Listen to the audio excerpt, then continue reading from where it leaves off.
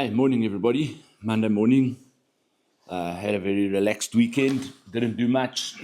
Just chilled out and watched a lot of very interesting stuff across the board on mainstream media, social media. Watched some wire out stuff on conspiracy theories. And so, sort of caught up on all the latest trends in terms of that. So, to start with that, conspiracy theories. And, to a certain degree, I find myself in a quandary with that because you don't really know, what if these people are right, So, some of the stuff is outlandish and way out, but even the outlandish and way out could be proven to be right. I mean, I'm a Christian, I read the Bible, that's outlandish and way out, yet we believe that, unequivocally. So, what is real, what is not real. But the latest thing is this Harvard professor that has identified this object that's coming towards Earth. I believe the figure they used was 155,000 kilometers per hour, that is on a direct trajectory towards us and is not moving like any kind of comet, not moving like any kind of meteor we've ever seen before. It's over 7 miles wide and long. And this guy has theorized that it could possibly be some kind of extraterrestrial craft. Huh? Go look it up. It's insane. Hey, imagine that. Now, this speaks to what I believe firmly. For over the last 20 years, we've been seeing more and more and more movies about UFOs, alien invasions, these types of things, Independence Day, zombie apocalypse, World War Z, this type of stuff. And, in my mind, I've said it to people over and over again. Are they preparing us for something, Now, for me, from a Christian perspective, we as Christians believe that at some point Jesus is going to return and he's going to, what they call, rapture us from the earth. Although that word is never used in the Bible, rapture, taken up. Now, I've always said to people, what would be the perfect distraction? What would be the excuse they would give the people that remain here after that event? And of course, the only answer is a mass alien abduction of half of humanity. So, now we have this thing coming and we don't know what it is. That's the bottom line. But I wonder if this all plays into that whole, thinking that I had all these years. Maybe my conspiracy is going to be on the money. Who knows? But having said that, for me, all this stuff is just a distraction. It's a distraction of what is happening right in front of us. What is going on right in front of us? What are they trying to keep our, wherever they're pointing you, wherever the media is pointing you, wherever politicians are pointing you, my advice to you is always look the opposite way and see what it is that they're trying to distract you from, and there's a lot of that going on in our own country, the first thing I want to really start with on that is I keep getting messages about or from people, and I appreciate your messages because they make me think, And there's one guy in particular that has sent me some really thought-provoking stuff, and he's a former soldier, or he's maybe even currently a soldier. I don't know. But, everybody sends me these messages. What are we going to do? What are we going to do? What are we going to do? I think the message really that you're sending me is, what are you going to do? What are you going to do? What are you going to do? And, asking me, what am I going to do? Well, what am I going to do? And how am I going to do it? Those are the questions you should be asking yourself as I am asking myself. And I had a long discussion with a soldier. And, I don't think a lot of you realize, what it's going to take to effect any kind of change. The first thing is this, right? Is are you prepared to die? Are you prepared to die to do something about this? Are you prepared to leave your family behind permanently because you are so rooted in your convictions that you're prepared to give your life for it? Okay, that's the first priority. If you're not prepared to do that, you can't do it. You can't do anything. If you want to effect change, real change, you have to be prepared, A, to die. Number two, if you're not prepared to die, are you prepared to go to prison for 20 years or more.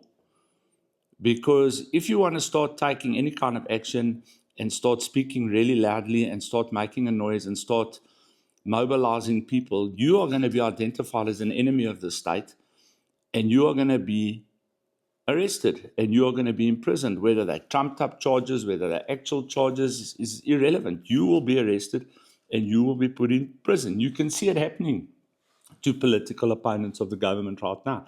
There's guys sitting in jail that don't even know what they're in jail for. Worldwide, this is happening. England, it's happening. America, it's happening. Europe, it's happening. South Africa, it's happening. Everywhere, it's happening. So if you really want to change, are you prepared to die? Are you prepared to go to prison? If you're speaking about some kind of conflict situation, all right, the first thing that you're going to need is you're going to need about $100 billion to fund this. You're going to need place to train. You're going to need, listen, the logistics of what some people are suggesting to me are just unrealistic at this point. But let's say you want to enter into some kind of a conflict, right? Some kind of civil unrest, war, whatever it is you're suggesting, right? And this is what me and the soldier were saying. What people don't understand is the minute you pick up a gun, understand you have to leave your home and you can never go back again.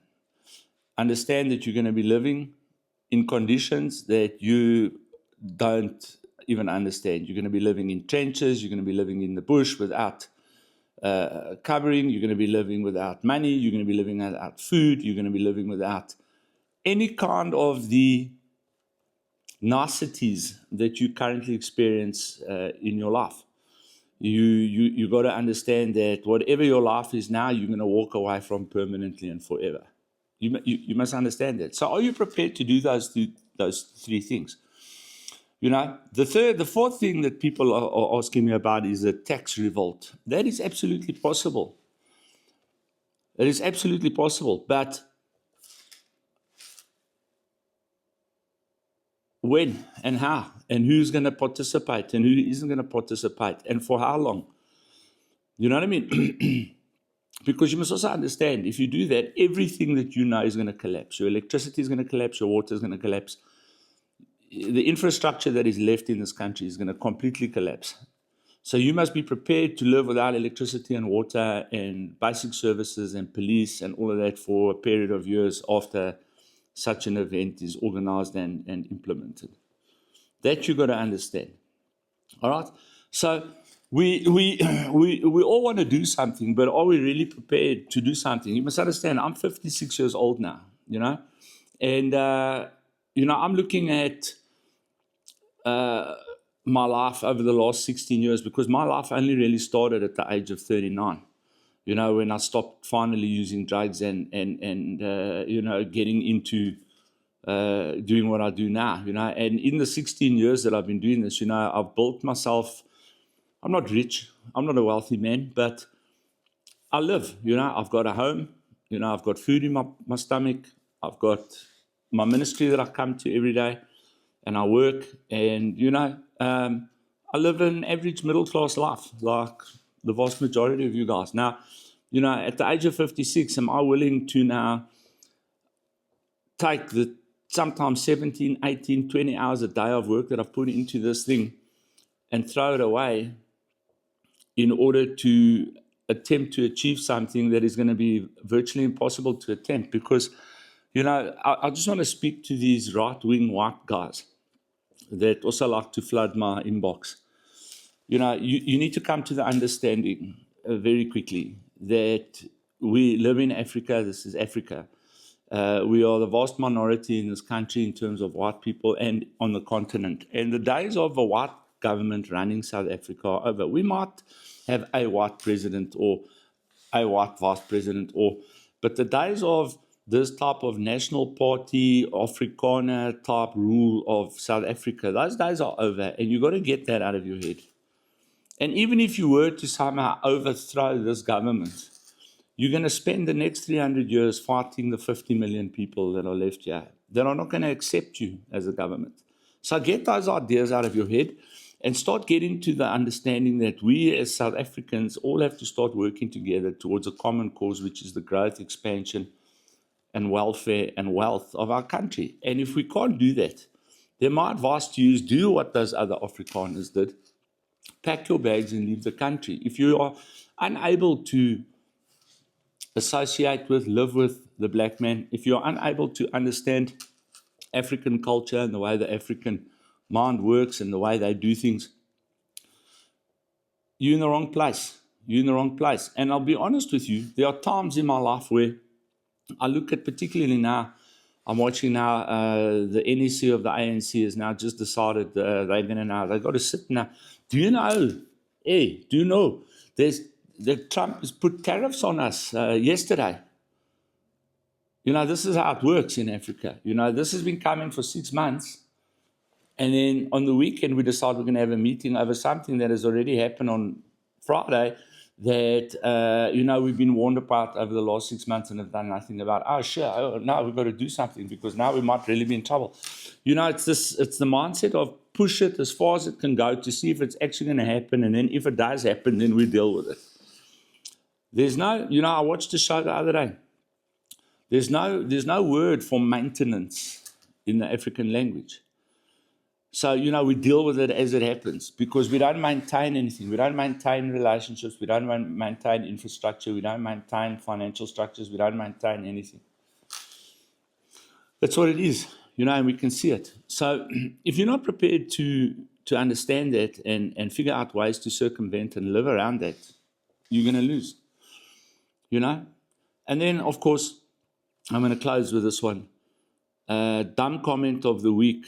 Again, the winner is Mr. Julius Malema, who now has said that Trump is a threat to civilized or to global stability. My bad, you just don't seem to get what's going on around you. You're just trying to be relevant at any cost. And then on a last note, for those of you that don't know, America and Israel are preparing to invade Gaza and annex it. Give that a thought. Give that some thought. And then let me know who's actually running the show here, And on that note, I just want to leave you with this thought. Once they're finished in Gaza and they're finished with Iran, where do you think their eyes are going to turn next, particularly with the situation as it's currently unfolding in our relationship with those countries, particularly America and Israel? Have a lekker day. We'll chat again tomorrow. Cheers.